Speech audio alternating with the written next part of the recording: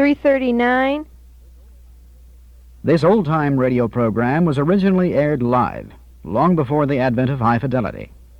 We hope, however, that any variance in audio quality will not take away from your pleasure in listening to this, one of the all-time favorite shows.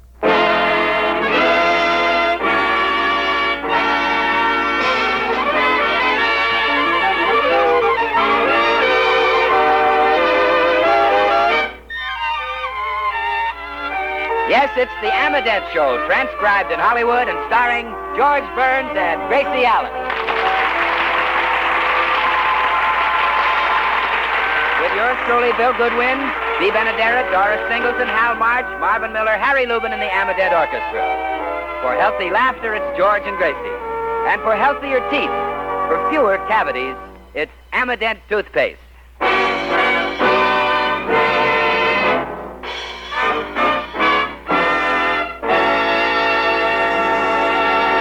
Well, last night, George took Gracie to the ballet, and it's an evening he'll never forget.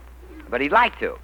To Gracie, it was a new and exciting experience, and she's still thrilled about it. Oh, gee, everybody was there. Did you notice Bob Taylor and Barbara Stanwyck sitting in front of us? Yeah, that Barbara Stanwyck certainly is gorgeous. Oh, I'll say.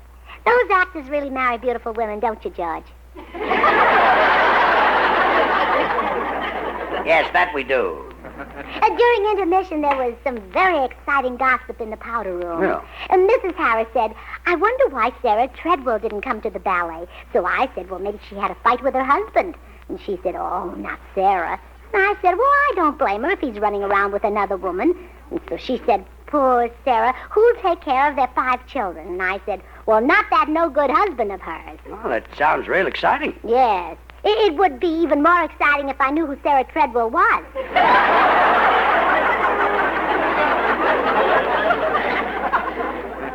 You don't know Sarah Treadwell? I don't even know Mrs. Harris. Interesting yarn. What did you think of the ballet? Oh, I loved it. Although you dozed off a couple of times. I ate too much dinner. Those pickles were delicious. But the dancers were so polite. They danced on their toes so they wouldn't wake you. Well, to show my appreciation, I'll go backstage and teach them how to dance the Peabody. Peabody? What's that? He's a banjo player who's married to Sarah Treadwell. Oh, no. You know, the last scene of the ballet disappointed me. Remember how that big, strong, handsome man in tights chased the beautiful ballerina? Yeah? He chased her around that stage like crazy. She ran and he ran. She jumped and he jumped. She flew and he flew. And when he finally caught her, boom, down came the curtain. I wish he'd started chasing her 10 minutes sooner. Well, we'll read about it in Luella Parsons' column. Honey, that was the idea of the ballet. When the fellow caught the girl, the show was over. It's a good thing Bill Goodwin isn't a ballet dancer. The show would have been over in 2 minutes. 2 minutes. Bill is slowing up. Come in. Hello, George. Hello, Ralph. How are you? Gracie, you know Ralph Hanley. He makes out our income tax every year. Oh, of course. How are you, Mr. Hanley? Fine, thank you, Mrs. Burns. George told me you were coming, so to help you, I figured out our income tax. You'll find it on the desk. The government owes us $6 million. Mrs. Burns, how did you ever get such a figure? Oh, no starches and plenty of exercise. Lots of fresh air, too. Oh, by the way, Mr. Hanley, how come we never got the $9 million I figured the government owed us last year? They're waiting until next year, and then they'll send us the state of Texas. Ralph, have you had breakfast? Would you like Gracie to scramble some eggs? Oh, please, George, we're out of eggs. The grocer left a dozen yesterday. I know, but I heard about a new thing called an egg shampoo, so I tried it. And when I shampooed the eggs, they broke. Just fix us some coffee. All right. Well, Ralph, how's the tax look this year? Oh, about the same as last. But I've been listening to you sing on the program, and we can deduct for that throat operation. I didn't have a throat operation. I know, but you're going to, aren't you? Just make out the tax. When I need bad jokes, I'll send for my writers. I was only kidding, George. By the way, I see you're getting your money from a new source this year. Yeah, I'm still married to Gracie. Oh. You mean mean the sponsor, the new sponsor. Yeah, how are they? Oh, they're wonderful people. I've been using that Amadant toothpaste, and it's great. Well, thanks, Ralph. George, if you'll give me the canceled checks and records, I'll get busy. But please, don't let Gracie help me this year. Last year, when I took her to have some papers notarized, the man asked her to identify herself, so she opened her compact, looked in the mirror, and said, "Yes, it's me, all right." Well, I'll see that she doesn't bother. Come in. Hello, George. Is Gracie here? I'd like to speak to her. Gracie, Harry Morton wants to see you. I'll be right out.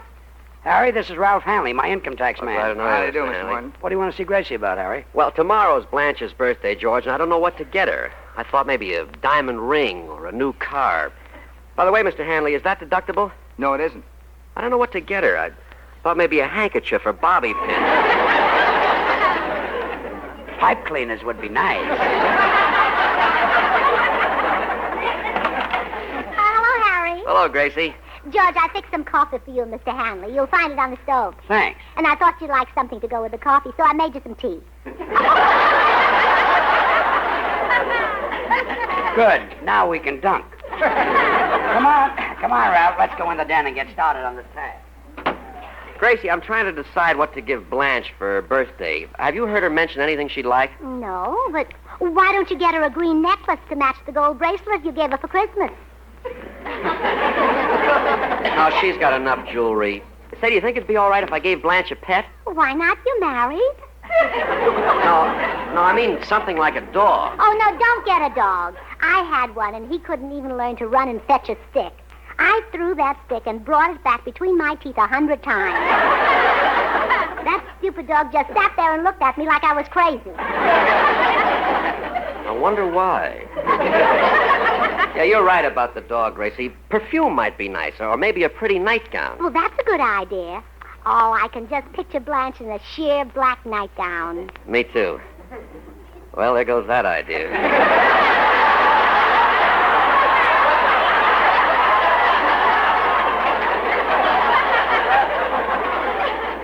Think of something, Gracie. Oh, I've got it. A television set.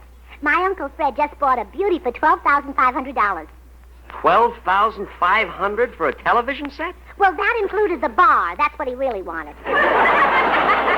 Hey, I know what I'll get. Blanche has always wanted an alligator bag. I'll surprise her with that. I'll put it in a candy box so she won't guess what it is, and when she opens it up, she'll faint.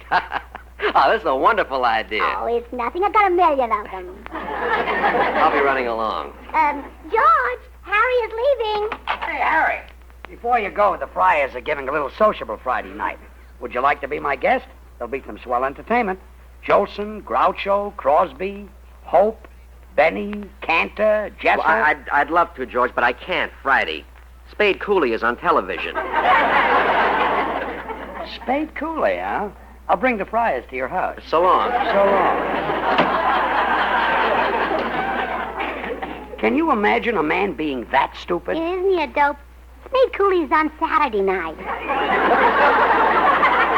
Yeah, well, better get back and help Ralph with the tax. Oh, George, would you ask him how much a woman can deduct for a missing husband? Who's missing? Uncle Joe, Aunt Clara's husband. And if the government will Gracie, allow her I've to seen Aunt Clara. Joe isn't missing. He's hiding. Oh, no, George, he's missing. You see, Uncle Joe's hobby was blowing glass. Every night he'd sit on the back porch blowing glass. And one night he blew... I'll read it again, huh? Yeah. I start... Well, Let's take it again.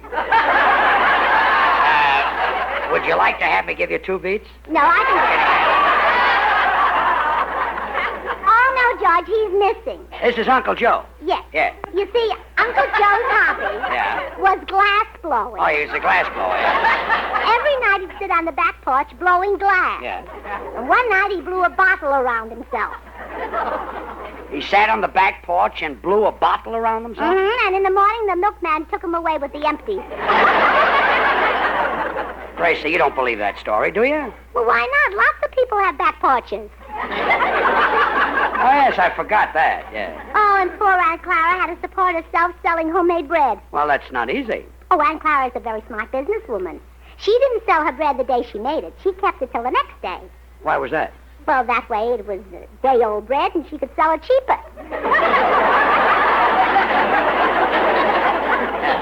Sounds right to me. Isn't that funny? Well, Ralph can't help Aunt Clara. He specializes in actors. He just finished Jack Benny's income tax yesterday. When Benny heard the bad news, he went down to Max Factor's and tore his hair out. Do actors have special deductions, George? Sure. For example, the other day, you bought stamps to answer my fan mail. That's deductible. Gee, that's 3 cents right there. Wait a minute, 3 cents? You told me you spent $32.03. Explain that. Well, you know how on the way to the post office you passed Bullock's? Yeah? I didn't. Look. Excuse me, Mrs. Burns. I can't go on with your tax until you explain some of these expenses. Now, here's an item. $50 for 10 pogo sticks. Why did you buy 10? That's all they had. But, Mrs. Burns, what do you want with them? Those sticks come in very handy in case you're attacked by a pogo. George, where's the aspirin? You'll find 2 bottles in the bottom drawer of the desk. Thanks. Gracie, just what is a pogo? I don't know. But I couldn't tell him that. He might think I was dumb. Now he thinks you're smart. Say, George, do you think our tax bill will be very high this year? Yeah, but thank goodness for the community property law. Community property law? That's What's right. that? Well, it's a law that says that half of everything I've got is yours and half of everything you've got is mine. Oh? Then how come I only get 1/4 of what we make? Well, that's the way it works out. I'll show you. Now, here in my hand, I've got $1 in change. Half of everything I've got is yours. Here's 50 cents. Thank you. Now, half of everything you've got is mine. How much have you got? 50 cents. Give me a quarter.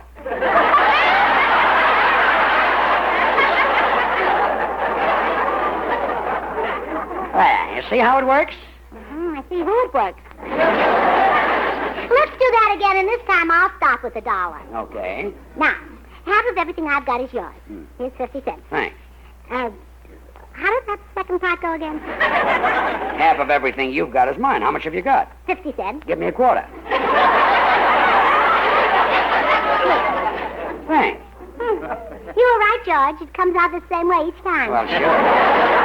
You know, you must get awfully discouraged being married to a woman who doesn't understand money. Well, sometimes it comes in real handy.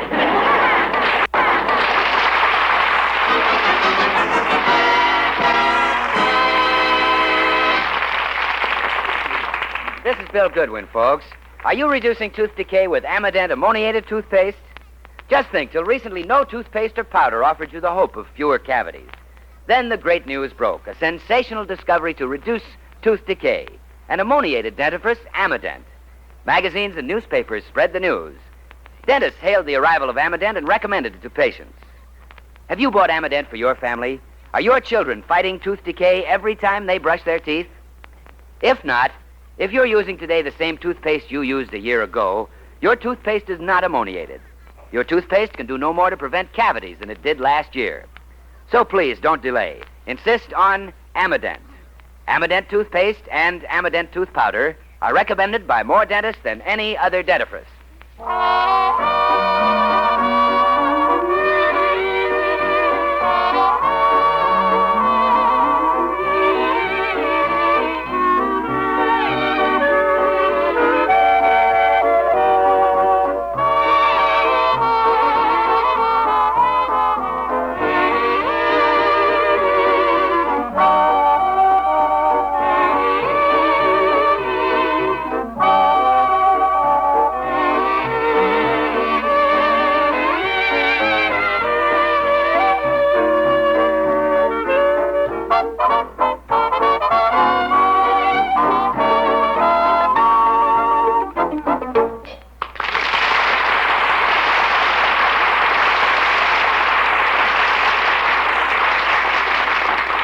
George, I've been talking to Mr. Hanley about our income tax. I said, why does the government need so much money? And he said because the government has got a $3 billion deficit. That's right. Well, why don't they buy a cheaper one? They like the one with the rear view mirror. This concludes the first part of this cassette. Please turn the cassette over and begin again on side 2.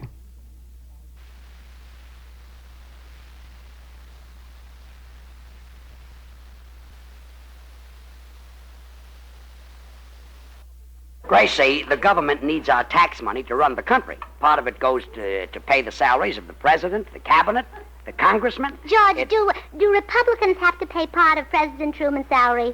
Well, sure. That's really rubbing it in, isn't it?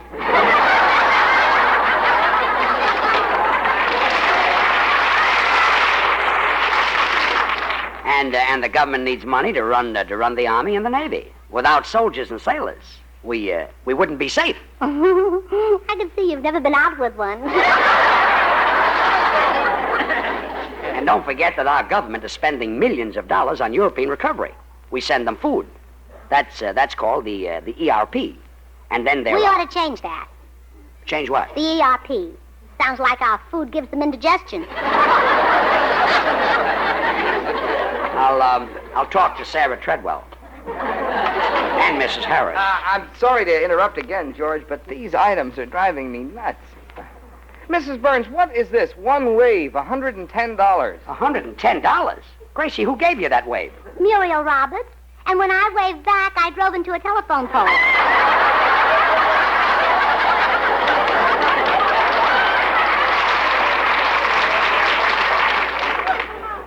Anything else you want to know, Ralph?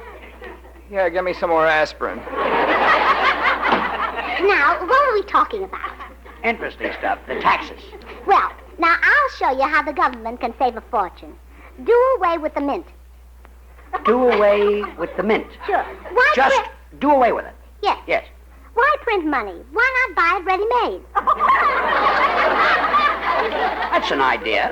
We can buy it from China. I hear their money is very cheap. Yes, we can get some in Macy's basement. And another way our government can save money, stop printing stamps. We don't need them anyway. My sister Bessie mails letters every day and never uses a stamp. Then they must be returned. Well, that's the idea. Bessie's crazy about the postman.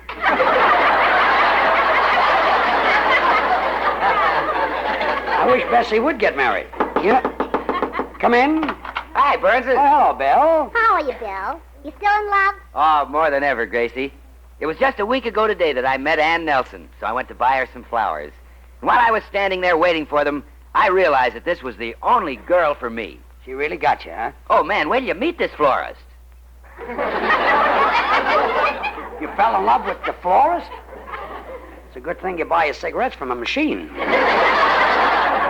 what happened to Ann? Well, certain people said I was interested in Ann just for her money. Who said that? Her banker, when I checked her account. Say, Bill, do you mean to say that you walked into this florist shop and fell in love with the girl just like that? Oh, no, there was some dialogue first. I said, "Hello, miss, I'd like to buy some flowers." And she said, "Roses are nice." And I said, "Fine." She said, "How do you like the stems?" And I said, "Gorgeous." And the rest of you is cute, too, and we were engaged.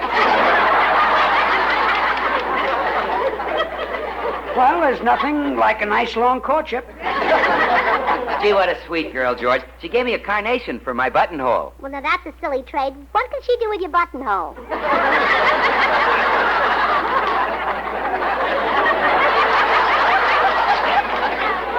Press it in a book. Say, Bill, Press it in a book. Oh, I heard you. Bill, I'm going to ask the Mortons over for dinner tomorrow night. It's Blanche's birthday. How about you and your girl joining us? Oh, we'd love to, Gracie. Well, good. I'll phone Blanche. By the way, Bill, what's your girl's name? Mona Knox. It used to be Ethel Knox, but the gasoline company paid her to change it.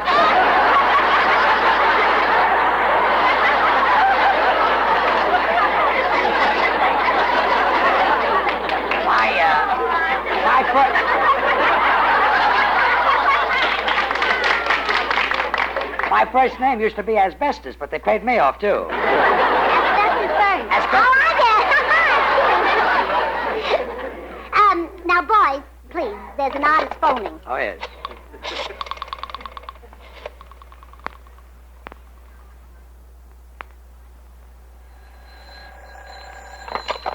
Hello? Hello, Blanche. This is Gracie. Would you and Harry like to come over to dinner tomorrow night to celebrate your birthday? Oh, I'd love to. I'll ask Harry Harry and call you back. All right. Incidentally, I helped Harry decide on your present. You'll love it. Oh, what is it, Gracie? I can't tell you. It's a surprise. Oh, please. Mm-mm. Well, let me guess. Is it a new stove? Well, you're so close, I might as well tell you. It's an alligator bag. Oh, wonderful. I'm glad you know, Blanche. He's going to put it in a candy box, and I was scared to death you might eat it. Yeah. Well, I'll call you back, Gracie. Bye. Goodbye. Harry, Huh? Gracie just invited us over there tomorrow night for my birthday dinner. Oh, murder. I hope Gracie doesn't bake you a cake. Remember that soggy thing she baked for George's last birthday? Now, Harry, it wasn't her fault George's cake was soggy. No? No. Had so many candles he couldn't blow them out. They had to turn the hose on them.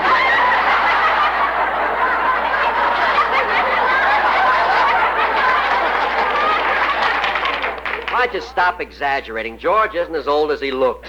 He couldn't be. I've got news for you. 18 years with Gracie and Butch Jenkins would look like that. Poor George is over there right now trying to figure out his income tax. Believe me, it would be a lot easier if it weren't for Gracie. I'll say it would. He wouldn't have any. I don't see how that schnook ever tricked Gracie into marrying him. He didn't trick her. She wanted to get married the worst way. Well, she did. Aren't we clever today? Well, I don't care. I love Gracie. She's very sweet to give me a birthday dinner. Yeah, I can't wait to get there. Last time I went over there to dinner, someone told Gracie that stewed chicken was the most tender. When I got there, George was trying to sober it up so he could kill it.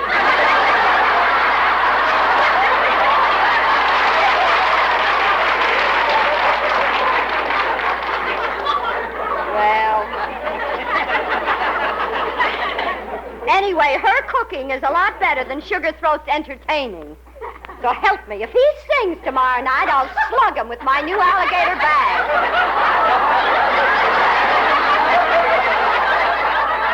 Alligator, so Gracie told you. I should have known I couldn't trust her. Well, it's really my fault, she told me. I put the idea into her head. Blanche, putting an idea into her head is like putting a basketball into a thimble. Oh, hush. I'll tell her we're coming.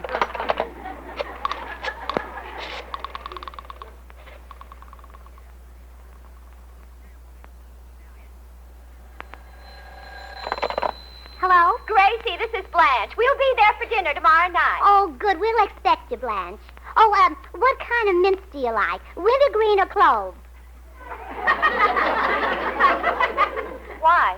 I'm making hot mince pie.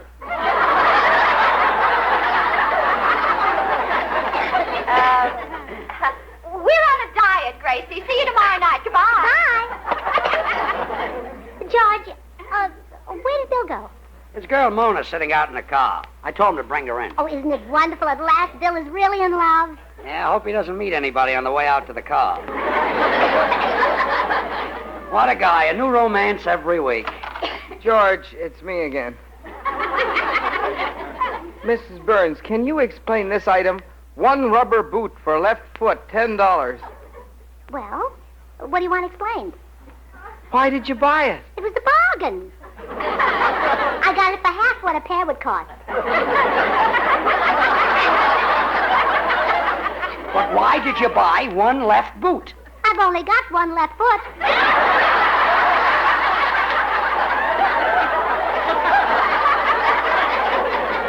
Satisfied, Ralph? Oh, sure.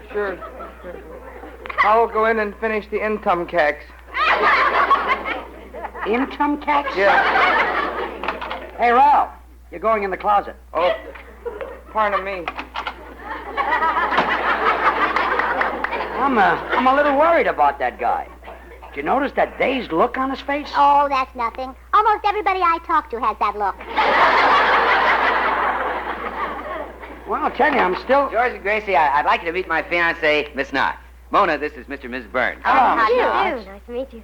Bill has told me all about you. He says you've been working for him for almost 10 years. That's what Bill told you. Yes, he says you're a wonderful announcer. Bill, this may come as a surprise, but I'm thinking very seriously of leaving you. George, Gracie, come here a minute. Play along with me. I'm trying to make an impression. Oh, okay. Mona, we're all going to play along with Bill.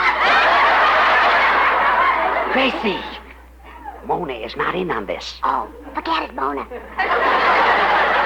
As I was saying, Mona, George has been announcing for me for 10 years. Is that right, boy? Yes, sir. Boy. I say funny things. I'm a comedian.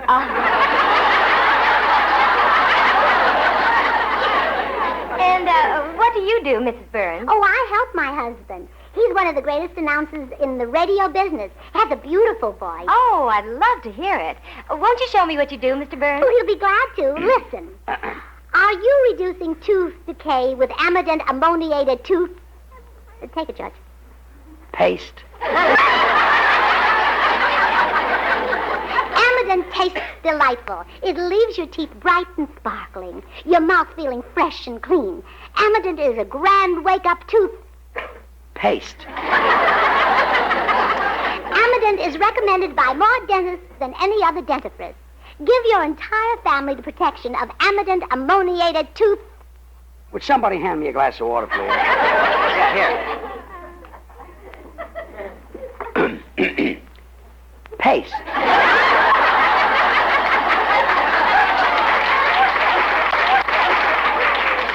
Okay, now, George, that's enough.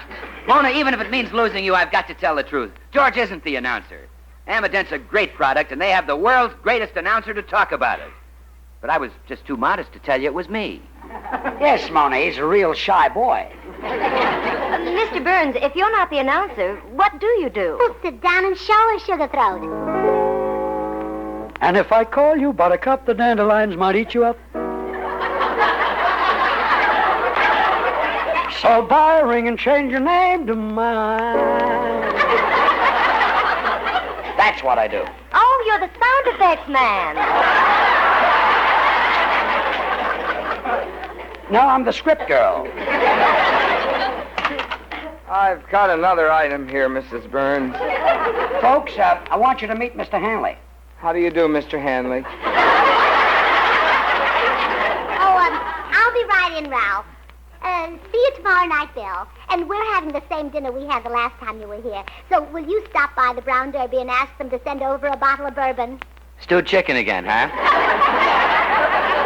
Well, excuse me, I'll go in and see Ralph. Hey, George, who's the guy with the loose shingle? One of Gracie's relatives? Yeah, he's our tax man. He's trying to figure out Gracie's check stubs. Oh, well, that explains it. Come on, Mona. So long, George. Bye. 4 years with the Pee Wee Quartet, and she calls me a sound effects man. I love to call you Rose, dear, but roses fade away. Roses die when wintertime appears. I love to call you Daisy. Oh, Daisy's oh, yes. I don't think Ralph Hanley should do our tax. He's too nervous. You know, he asked me why I bought 1,000 ping pong balls, and when I told him, he seemed upset. Well, why did you buy them? Well, I used them instead of mothballs. They don't smell up the closet. What, they don't kill any moths? Oh, yes, they do. When the moths bite into them, there's nothing there, and they starve to death. Don't let anybody steal this idea from you. I'll get it. Hello? George, this is Harry Morton. I'm coming over to help you with your income tax. Harry, I've got a tax man. You had one. He just jumped out your window and he's running down the street. Thanks, Harry. Gracie, come over here to the window. Look at Ralph Hanley running down the street. Mine's flying, isn't he? Yes. And do you know why? Oh, sure. He's got to get that tax to Washington by March 15th. Yes, that's what I meant.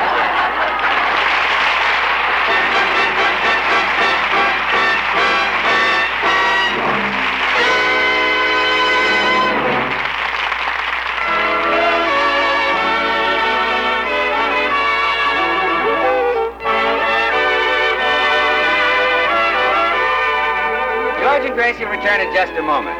Join us again next Wednesday when we'll all be back. George Burns, Gracie Allen, Harry Lubin and the Amadent Orchestra, and yours truly, Bill Goodwin. Brought to you by the makers of Amadent, the ammoniated toothpaste and tooth powder. Recommended by more dentists than any other dentifrice.